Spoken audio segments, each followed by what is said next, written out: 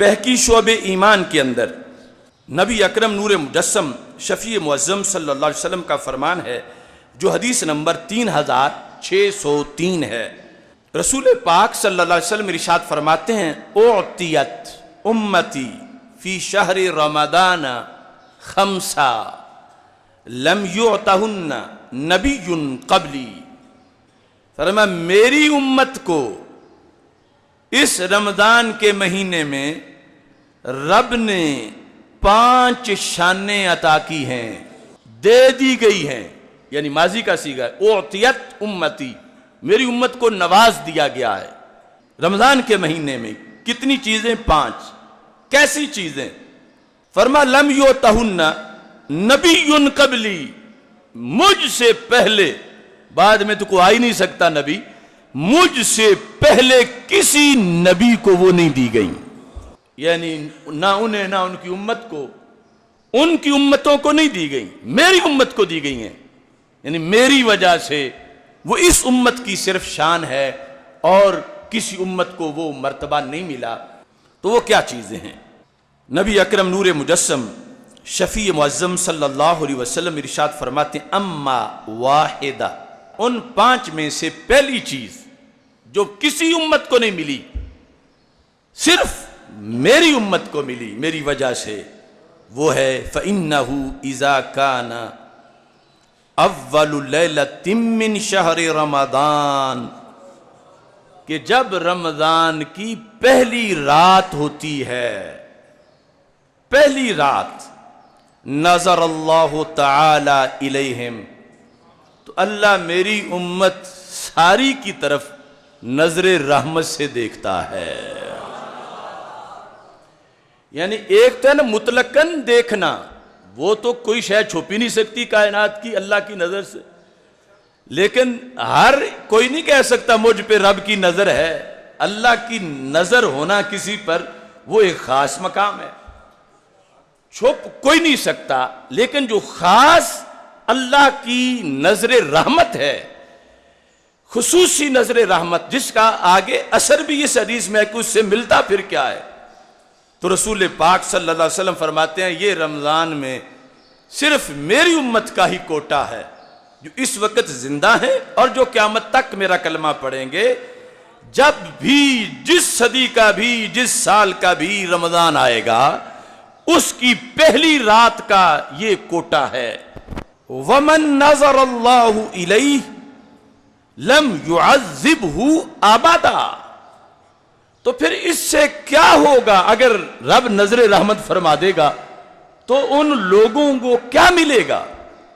تو ہمارے آقا صلی اللہ علیہ وسلم فرماتے ہیں جس پر رب کی ایک بار نظر ہو جائے کہ اللہ اسے پیار سے دیکھ لے، پھر اسے کبھی بھی عذاب نہیں دے گا. یہ ہے عام دیکھنے میں اور خاص دیکھنے میں فرق. نظر رحمت، اور پھر نظر رحمت وہ جو اس رات کے کوٹے میں ہے اس امت کے لیے، اور وہ صرف اس وقت کے ساتھ خاص نہیں تھی، قیامت تک اس امت کے لیے یہ فضیلت موجود ہے.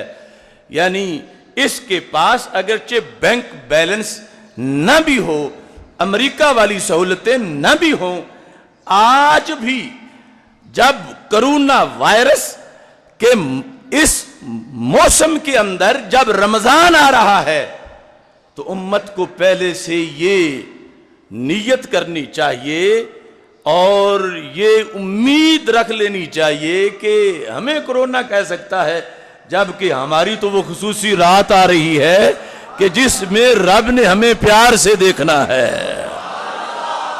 تو بیماری یا کرونا وائرس یا کوئی چیز یہ حد درجے تک پہنچے اپنی ہلاکتوں میں تو عذاب کی شکل اختیار کرتی ہے، اور اللہ کی ایک نگاہ رحمت جس رات میں بندے کو ہمیشہ کے لیے جہنم کے عذاب سے بھی بچا دیتی ہے، امت کو وہ رات ملنے والی ہے.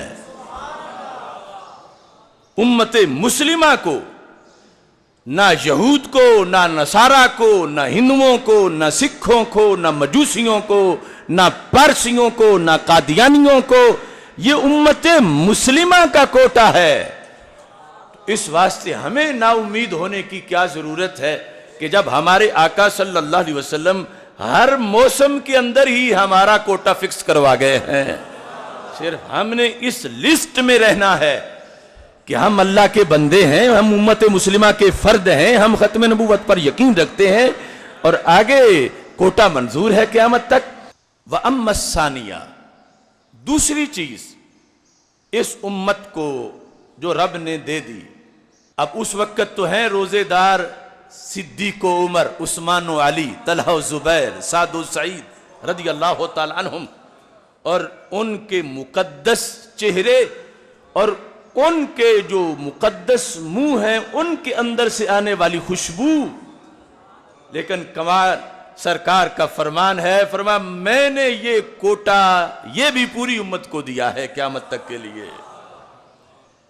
فرمایا دوسرا یہ ہے فَإِنَّ خُلُوفَ أَفْوَاهِهِمْ، ان کے منہوں کی خوشبو،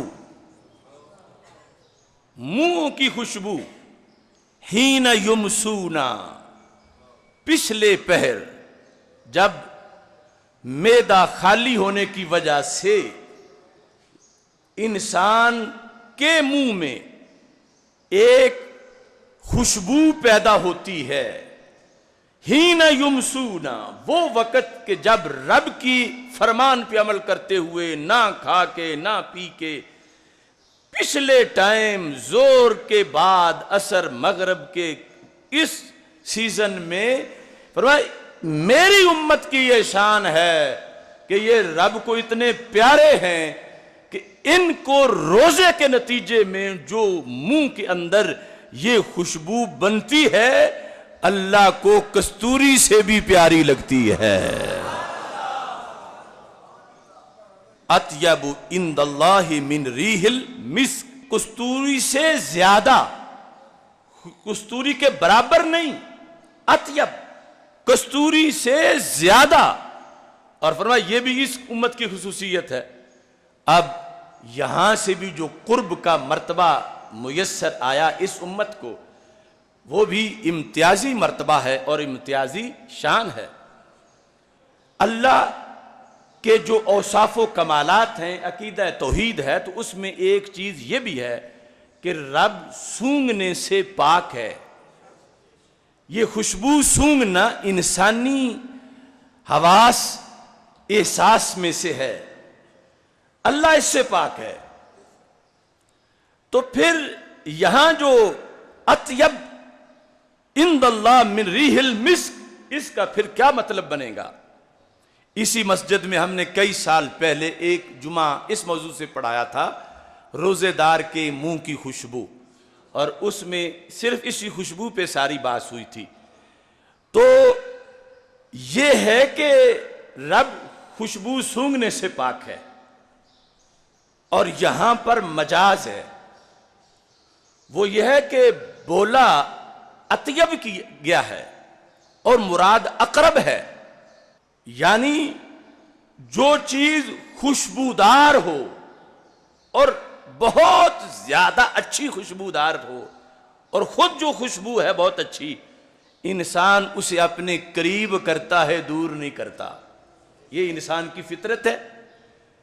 تو یہاں بولا گیا ہے اطیب، مراد ہے اقرب، تو خلاصہ یہ بنے گا کہ اے صحابہ تمہیں اتنا کستوری سے پیار نہیں جتنا رب کو روزے دار کی منہ کی خوشبو سے پیار ہے۔